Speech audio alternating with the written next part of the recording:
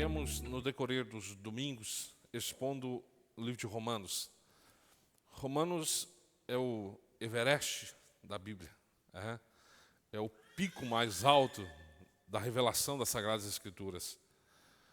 E os evangelhos justamente expõem a Cristo, mas Romanos ele interpreta esse evangelho.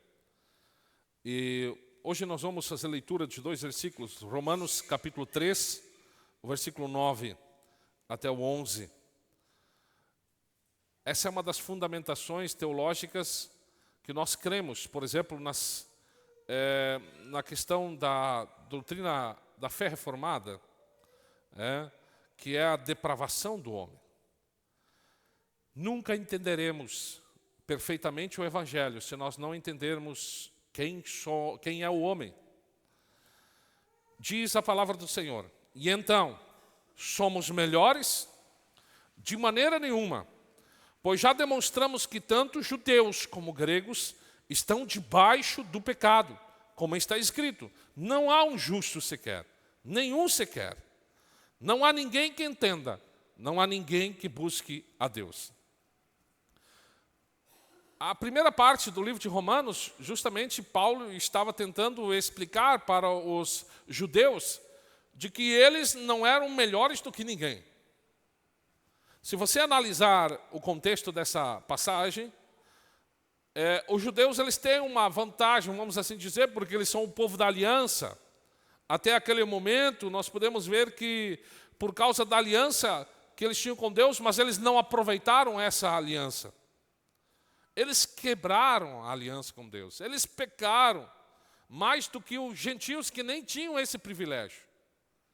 Então, o texto ele começa justamente perguntando: qual é a vantagem, então, em ser judeu? Temos alguma vantagem por ser judeus? Paulo está questionando o povo israelita. E aí ele termina dizendo: de maneira nenhuma.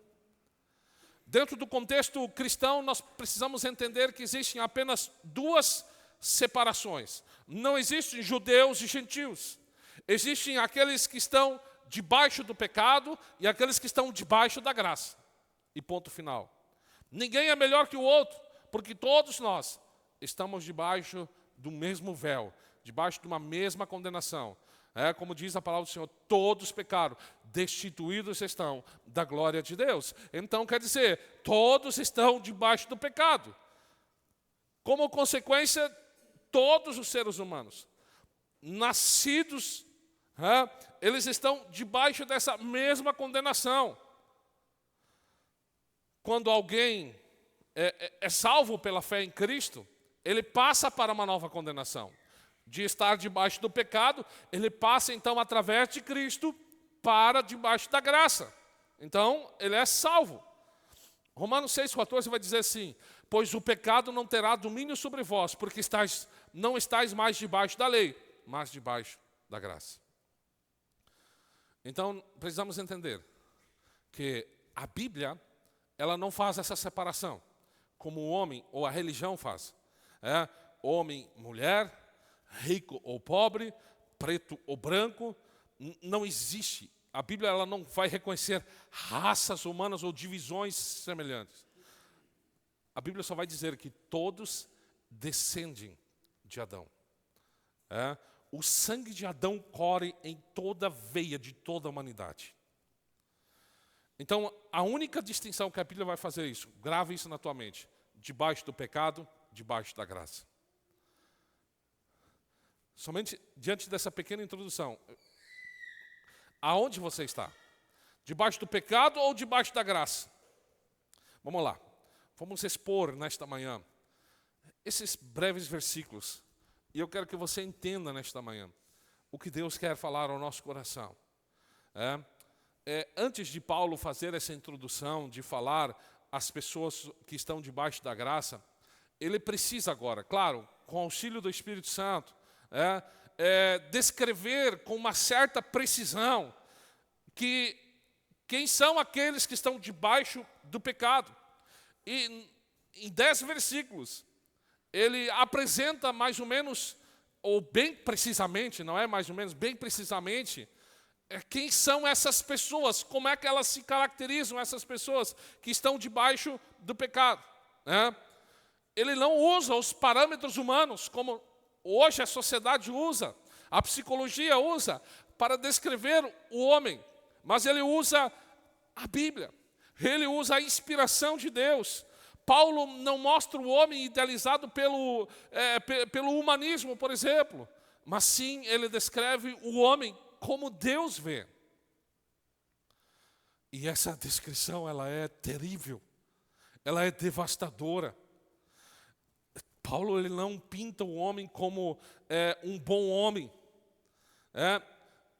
Ele nem acredita que bem que existe no ser humano. Mas ele revela com esse homo sapiens, esse homem, essa humanidade se tornou por causa da queda. Hoje nós podemos ver, até mesmo em púlpitos, tentando achar as coisas boas do homem. Dizendo que, nós estudamos justamente sobre isso, que o homem até tenta dividir em classes, em graus, colérico, sanguíneo, para tentar disfarçar a devassidão que o homem está. Tentamos de alguma forma amenizar quem nós somos. Dificilmente você vai ver um sermão desse estilo na maioria dos púlpitos das igrejas, porque isso é totalmente fala de quem nós somos, e nós não queremos ouvir a verdade de quem nós somos. Mas a verdade é essa: todos nós nascemos em pecado, e o que nos falta é uma vida justa diante de Deus. E Romanos 3,10 ele vai dizer: não há justo, não há nenhum sequer. E aí nós podemos até pensar, Paulo ele foi muito duro, mas Paulo ele usa a expressão, como está escrito. Ele usa a escritura sagrada, ele não inventa nada acerca daquilo que ele vai falar agora. Mas ele diz, como está escrito. Ele retirou lá do Antigo Testamento. Salmos 14 diz, verso 2, o Senhor olha lá do céu para o Filho dos Homens, para ver se há alguém que tenha entendimento, alguém que busque a Deus. Todos se desfiaram, juntamente se corromperam. Não há quem faça o bem, não há nenhum só. Ninguém é bom, ninguém é justo. Será que mesmo essa é a verdade? Mas nem todos são criminosos. Existem pessoas decentes e honradas, é verdade. Mas Paulo não está falando aqui do comportamento dos homens. Porque, de fato, há pessoas mais justas e há pessoas mais injustas. A Bíblia não vai negar isso. Mas aqui o foco é outro. Como estamos diante de Deus? Qual é a nossa condição diante de Deus naturalmente? O veredito é esse: culpados. Nós somos culpados, nós somos injustos diante de Deus. Nenhum ser humano que viveu já neste mundo, que viveu nessa terra, nem Madre Teresa, nem Enoque, nem Abraão, nem Samuel, nem o querido João, todos estão nessa mesma condição, naturalmente, injustos diante de Deus. O problema não é o número de pecados. O problema, nós temos que entender neste contexto, não se trata apenas das más ações, das más atitudes que nós cometemos, Nós nem de quantas obras boas nós colocamos na balança, nunca vai haver essa equivalência. Eu faço coisas boas, mas eu também faço coisas ruins, e então eu tento equilibrar. Eu cometi pecado durante a semana, então eu vou no culto no domingo, então eu consigo equilibrar a balança. Isso é pensamento puramente religioso. Não quer dizer de um saldo que nós chegamos ao final de uma semana, ao final de um mês, ao final de um ano. Não é exatamente isso. Não é esse o cerne do nosso problema, mas nós pensamos desta maneira. Mas não é na quantidade de pecados, mas é o nosso estado, a nossa herança pecaminosa. O que isso vai significar? Quer dizer que nós não nascemos em uma página branca. Nós não nascemos neutros. Eu sempre gosto de usar essa premissa da criança. o John ele está com 10 meses, 11 meses. Eu não estou ensinando ele a falar palavrão. Eu não estou ensinando ele a mentir. Eu não estou ensinando ele a ser birrento. Mas nós sabemos que ele, em um momento desse, ele vai fazer essas coisas. Por quê? Porque isso faz parte da natureza do homem. Isso faz parte da natureza do homem. Então, como se as pessoas pensam que nós nos tornamos pecadores depois do primeiro pecado que uma criança, por exemplo, comete. Não, não é isso. Nós não nascemos neutros. Nós já nascemos inclinados para o pecado. Não é necessário viver um pecado pessoal para se tornar pecador. Não, nós já nascemos com essa placa na testa, pecadores. Davi, o que Davi escreve? Lá em Salmo 51, 7, ele diz: eis que nasci na iniquidade, e em pecado me concebeu a minha mãe.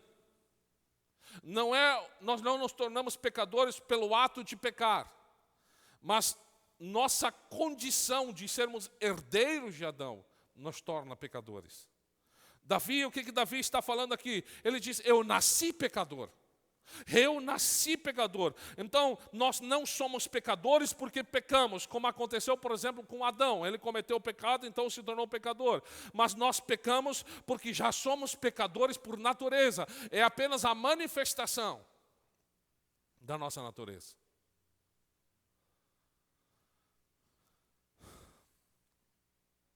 Mesmo que você se tranque em um quarto escuro durante toda a tua vida, e você diga: eu não vou cometer nenhum pecado, você ainda assim é pecador. Nós continuamos pecadores mesmo dormindo. Essa é a nossa desgraça. Esse é o nosso veredito. Um exemplo bem fácil. Imagina uma criança, ela se irrita pelo fato de que o carvão ele é preto.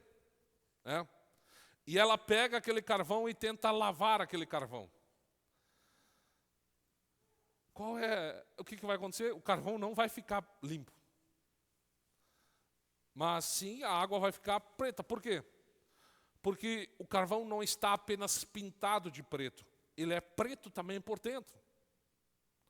Assim somos nós. Nós podemos fazer o que nós queremos. Nós podemos fazer quanto de boas obras nós queremos. Nós podemos usar, nós podemos tomar banho, nós podemos fazer o que nós pensarmos. Mas a nossa natureza, ela continua sendo pecadora, naturalmente. Vamos por partes. Nós tentamos mudar, nós tentamos melhorar, mas nós tornamos ainda piores. Nós podemos olhar isso dentro de todo o contexto bíblico, mas enfim, não quero me ater a isso. Por exemplo, nós pensamos que a humanidade ela está em uma constante evolução. Nós pensamos que a humanidade ela está melhorando. Antigamente, uma pessoa conseguia matar outra somente, por exemplo, uma pessoa de cada vez. Hoje, uma pessoa pode matar milhares de pessoas por segundo. E ela faz, ela tem condições, ela vai fazer, por causa da maldade do seu coração. Milhões de famílias destruídas. Por que as coisas não melhoram? Será que é porque não queremos que melhore? Na verdade, nós até queremos, mas nós não conseguimos. Porque as boas ações da humanidade não são capazes de remover a nossa natureza pecaminosa. A religiosidade não consegue remover a nossa natureza pecaminosa. O mal está em nosso coração. Um teólogo, um famoso evangelista, ele comparou a nossa natureza pecaminosa com a de um porco. Você pode pegar um porco, você pode escovar o porco, lavar o porco, você pode perfumar o porco, e aí quando ele está bem limpinho, você coloca uma fita vermelha no pescoço dele. Você pode então sentar ele na sala de estar da tua casa. Em pouco tempo, essa sala de estar, ela vai parecer mais do que um chiqueiro, do que com uma sala de estar. Por quê? Porque é a natureza do porco. Você tentando limpar ele por fora, você não vai conseguir mudar a natureza do porco. Porque o porco ele não consegue se comportar decentemente por um único dia. A natureza não permite. Nós podemos até como homens ser treinados a fazer coisas boas, mas nós continuamos os mesmos, pecadores. Então, o problema, meus queridos, não é os atos apenas, mas é a nossa natureza. É a nossa natureza. Nós estamos debaixo do pecado. E aí começa o verdadeiro evangelismo. Agora nós estamos incumbidos.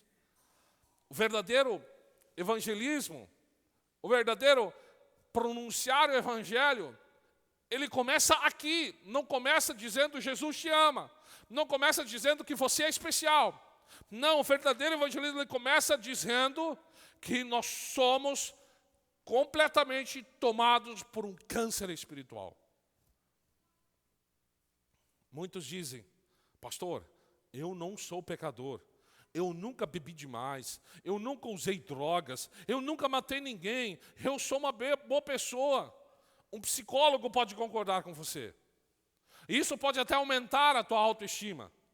Mas o evangelho ele não vai te elogiar, ele vai te confrontar. E a mensagem dura e esmagadora é, não há um justo sequer, nenhum sequer.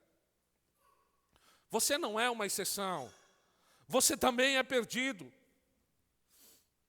Se a sua situação fosse leve, você fosse melhor do que os outros, Jesus ele não precisaria ter morrido numa cruz. Ele não precisaria ter sofrido dores, todas aquelas terríveis coisas que ele sofreu na cruz. A nossa condição ela é brutal. Nós não podemos nos salvar a nós mesmos. Qual é a única solução?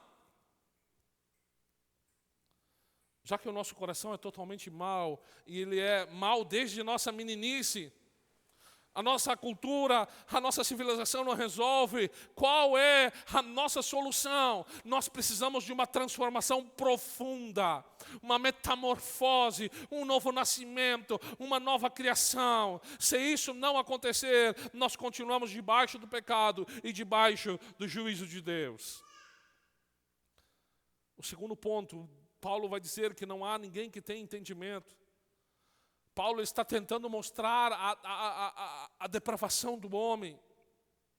Paulo diz, não há ninguém que tenha entendimento, não há ninguém que busque a Deus.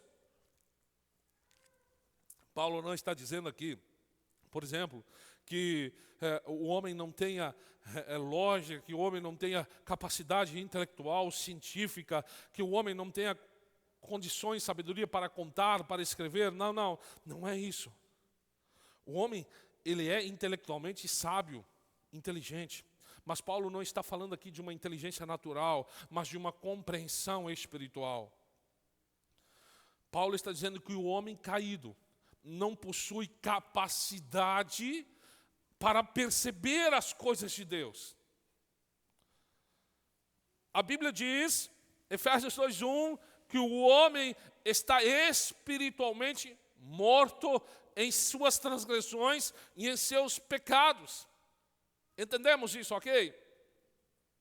Então, o homem ele não consegue perceber a sua realidade interior. Ele não consegue perceber a sua identidade espiritual. Por isso, eu não sei se você já ouviu muitas pessoas não convertidas, elas dizem assim, que ela não está entendendo nada. Que parece que ela está ouvindo numa língua estrangeira. Na verdade, nós teríamos mais sucesso tentando pregar o evangelho para um cavalo do que para um pecador não regenerado. Tá, mas então por que nós continuamos pregando?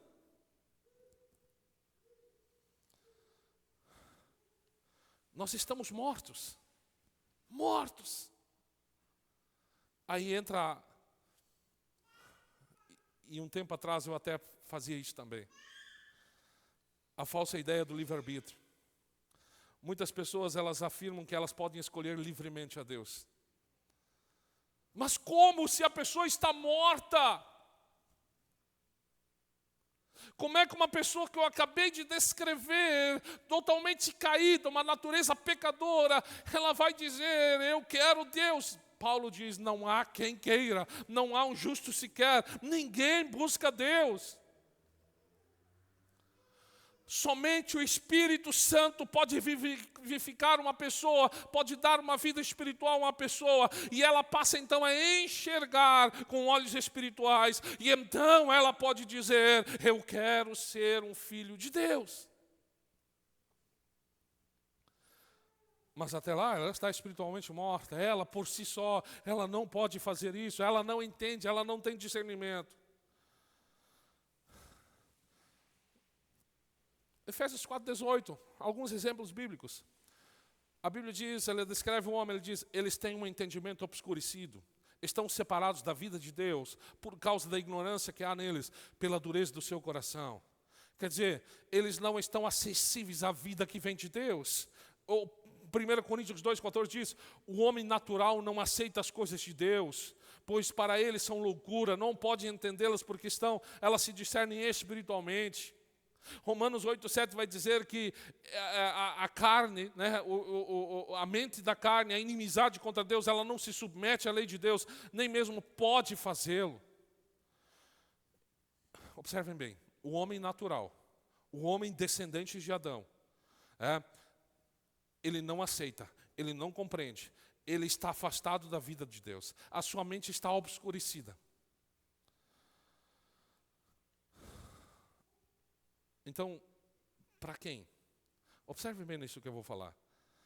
Portanto, quem, apesar do claro testemunho bíblico, apesar do que nós encontramos nas Sagradas Escrituras, ainda afirma de que o homem tem um livre-arbítrio suficiente para decidir sozinho por Cristo, ele não entendeu o ABC do Evangelho. Nem quando ele for um grande teólogo. Se ele ainda não entendeu isso, ele não compreendeu o Evangelho na sua raiz. O homem, ele é mau. E entenda, a lição é essa hoje. Não há um justo sequer, nenhum sequer. Não há quem entenda, não há quem busque a Deus. Paulo, ele diz que o que está por trás da falta de entendimento espiritual, ele diz que muitas pessoas dizem, eu busco a Deus, eu faço isso, eu faço aquilo, né? As pessoas, elas se dizem como buscadores de Deus.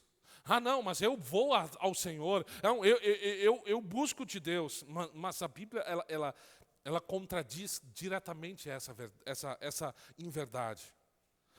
Nenhum incrédulo busca Deus por iniciativa própria. Nenhuma pessoa naturalmente pecadora, descendente de Adão, ela busca Deus. Pelo contrário, o homem natural, ele quer se livrar de Deus, rejeita tudo que é de Deus. A Bíblia diz que ele não pergunta sobre Deus, ele não deseja Deus, não tem sede de Cristo, não está interessado, não procura o Senhor. Somente quando Deus age de uma forma soberana, como só Ele pode fazer, Ele conduz essa pessoa ao milagre do novo nascimento. Então, se cumpre aquilo que Jesus diz, que a Bíblia diz lá em Mateus 7:7, pedi e vos será dado, buscai e achareis, batei e então abrir-se-vos-á. Quando o Espírito Santo passa a habitar no coração da pessoa, ela então começa a clamar por Deus. E então o Salmo 42:2 vai nos dar mais sentido. Diz, como um servo anseia pelas correntes das águas, assim também a minha alma anseia por ti, ó Deus. A minha alma tem sede de ti, ó Deus. A minha alma tem sede de Deus, Deus vivo. Quando eu entrarei, verei a face de Deus. Não fomos nós que buscamos ao Senhor. Foi Ele que nos buscou. Nós não nos tornamos cristãos porque buscamos ao Senhor. Foi porque Ele veio até nós. Deus enviou o seu Filho. A parábola da ovelha perdida. Quem foi em busca da ovelha? A ovelha foi lá capengando em direção ao pastor? Não. Foi o pastor que foi ao encontro da ovelha. Assim é o Senhor que faz conosco. Assim é o Senhor que faz conosco. Nós não somos os grandes buscadores de Deus. Não, Ele, Deus, é o buscador. Se Ele não nos buscasse primeiro, jamais seríamos salvos. Ele nos procurou, Ele nos encontrou. Ezequiel 34 nos vai dizer, assim diz o Senhor Deus, eis que eu mesmo procurarei as minhas ovelhas e eu cuidarei delas. Meu querido amigo, essa é a oração de agradecimento que o Senhor te encontrou. Se ainda o Senhor não te encontrou, te encontre hoje mesmo.